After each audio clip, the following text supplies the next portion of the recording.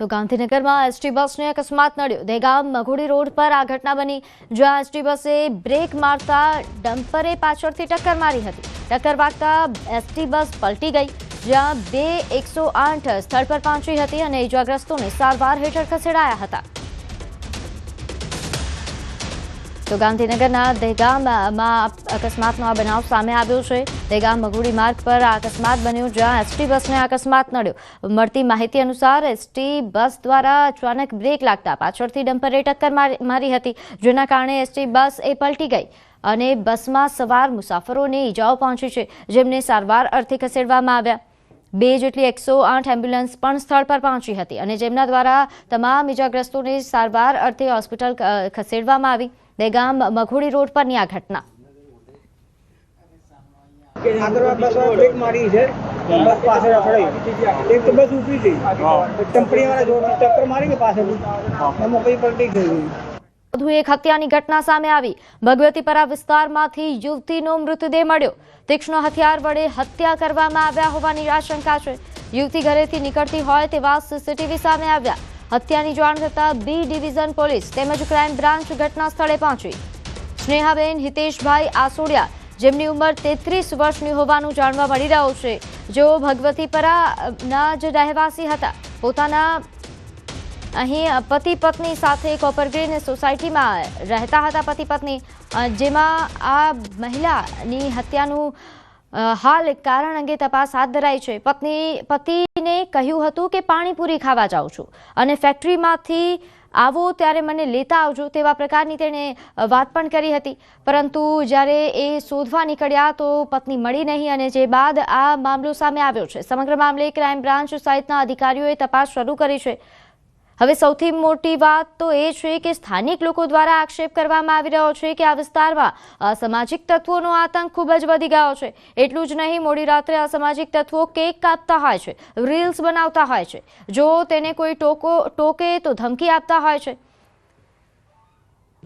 તેથી પોલીસ કામગીરીને લઈને પણ સવાલો ઉઠી રહ્યા છે। તો રાજકોટમાં દિવસે ને દિવસે હત્યાના બનાવો વધી રહ્યા છે। 33 વર્ષની ઉંમર છે અને એમને મોઢાના ભાગે ને મગજ માથાના ભાગે ઈજા થવાથી, તીક્ષ્ણ હથિયાર ઈજા થવાથી એમનું મૃત્યુ થયેલ છે। આ બાબતે ખૂનનો ગુનો દાખલ કરવાની કાર્યવાહી ચાલુ છે। રાતે મને ફોન આવ્યો કે હું પાણીપુરી ખાવા જાઉં છું, તમે એ બાજુથી હાલજો, મને તેડતા જજો। અને મને કે અડધી તમારે કેટલી વાર લાગશે? મેં કીધું અડધી પોણી કલાક થશે મારે। તો મને કે તમે એ બાજુથી હાલજો, હું હાલીને જાઉં છું અને એ કે હાલીને આવતી રહી, તમે રસ્તામાં ભેગા થઈ જાવ તો હું બેસી જઈશ। શંકા કોઈ ઉપર નથી એવી કે કોઈ કે ના, અમારે કોઈ સાથે એવો ઝઘડો નથી થયો કે આવું કામ થાય એવું એમ। એ હું થોડા જાજુ ડ્રિંક કરીને આવતા હોય એટલે એના મગજમાં શું ચડી જાય ને એટલે એ બોલવા જ માંડે ડાયરેક્ટ, ગાડું વાળી ધમકી એવું। હા, ધમકી દઈ દે કંઈક કે ભાઈ એ થાશે જ અહીંયા, અને પાછું રોડ ઉપર નીકળે એટલે આમ ત્રાસેથી નજરેથી ને જોવે બધાય। ટેન્કરમાં ભીષણ આગ લાગી। નેશનલ હાઈવે 48 પર આગ લાગતા અફરાતફરી મચી ગઈ। આગ લાગતા ધુમાડાના ગોટા દેખાયા। ફાયર વિભાગે આગ પર કાબુ મેળવવા પ્રયાસ હાથ ધર્યા। આગ લાગવાનું કારણ હાલ અકબંધ।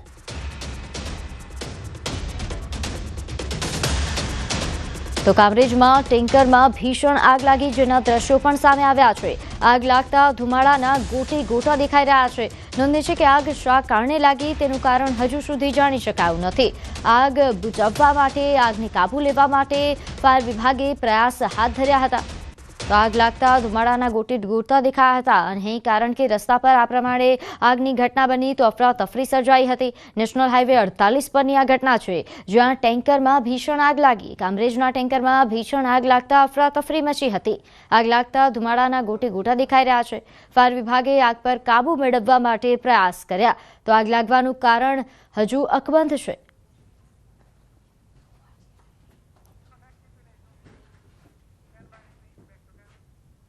તો સુરતમાં ગટરમાંથી યુવાનનો મૃતદેહ મળતા ખળભળાટ।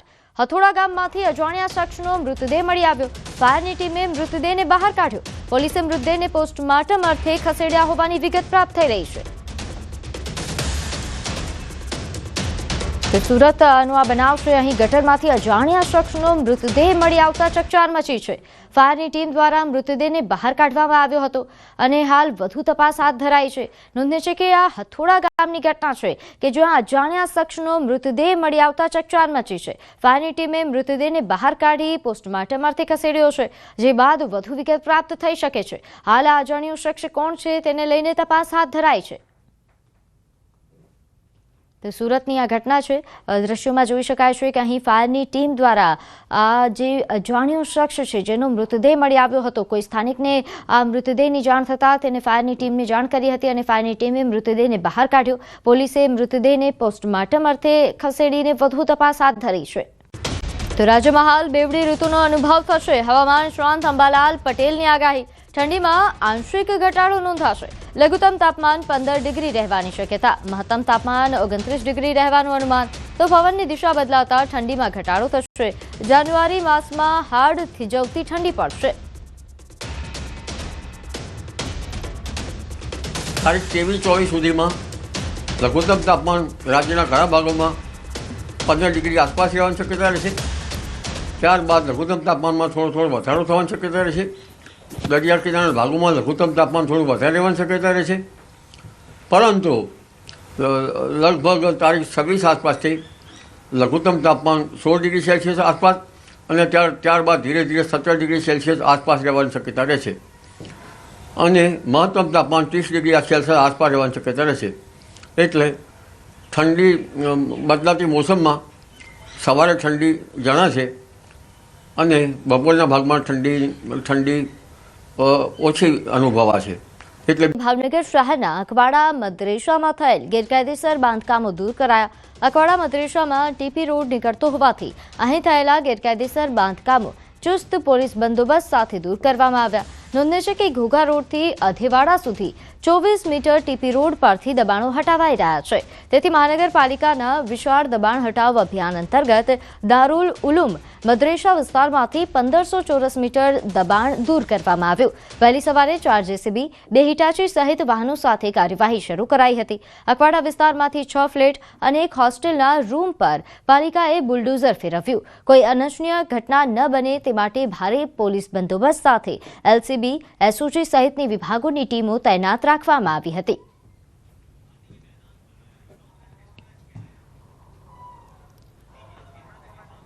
તો વિસ્તારથી 1500 ચોરસ મીટર જેટલું ગેરકાયદેસર દબાણ દૂર કરવામાં આવ્યું. ભારે પોલીસ બંદોબસ્ત વચ્ચે આ કામગીરી કરવામાં આવી. મદ્રેસામાં થયેલ ગેરકાયદેસર બાંધકામો દૂર કરવાની કાર્યવાહી થઈ. વહેલી સવારથી જ આ કામગીરી શરૂ થઈ હતી. ટીપી રોડ નીકળતો હોવાથી આ કામગીરી શરૂ કરવામાં આવી છે. નોંધનીય છે કે અહીં સરકારી જમીન પર ગેરકાયદેસર દબાણ કરવામાં આવ્યું હતું, જેના કારણે આ કડક કાર્યવાહી કરવામાં આવી. आज यहाँ पर भावनगर शहर में एक रोड के काम में रोड का जो काम करना था उसके हिसाब से जो है यहाँ पर एक मदरसा है, उसका एक ब्लॉक जो है जो इस काम में अड़चन रूप था उसको डिमोलिशन करने की जो लीगल प्रोसेस के बाद जो है डिमोलिशन में आज किया जा रहा है. और यहाँ की जो म्यूनिसिपल कॉरपोरेशन है वो ये डिमोलिशन कर रही है. और उसमें लॉ एंड ऑर्डर के हिसाब से हमसे बंदोबस्त मांगा गया था, तो हमने टोटल जो है 150 पुलिस और लगभग 15 जैसे अधिकारियों का यहाँ बंदोबस्त रखा है.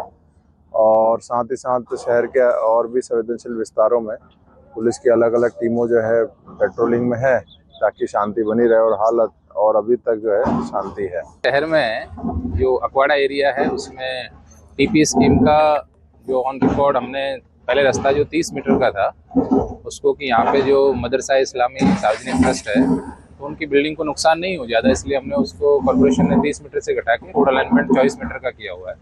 तो 24 मीटर में बिल्डिंग का कुछ ब्लॉक आता है कि जो अभी यहाँ से एकदम रास्ते के ब्लैक टॉप के बीच में आता है, तो उसी को जो एक छोटा पोर्शन है उसी को दूर करने की कार्रवाई आज यहाँ पे की जा रही है.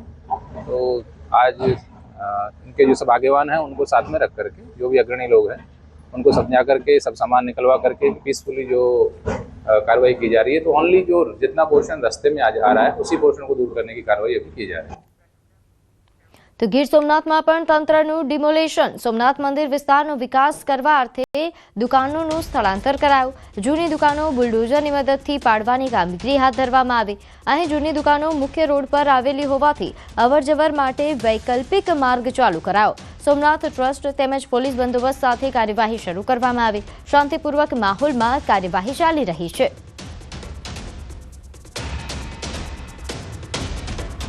તો વિકાસ માટે જૂની દુકાનોનું સ્થળાંતર કરાઈ રહ્યું છે, જેના માટે આ કામગીરી શરૂ કરવામાં આવી છે. નોંધે છે કે સોમનાથ મંદિર વિસ્તારનો વિકાસ કરવામાં આવી રહ્યો છે, જેના માટે આ કાર્યવાહી.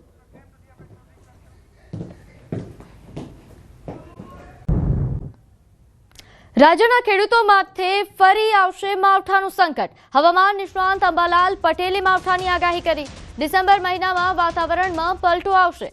16-17 ડિસેમ્બરે માવઠાની શક્યતા છે. પશ્ચિમી વિક્ષેપની શક્યતાના કારણે વરસાદ વરસશે. ફેબ્રુઆરી અને માર્ચમાં પણ માવઠાની આગાહી છે.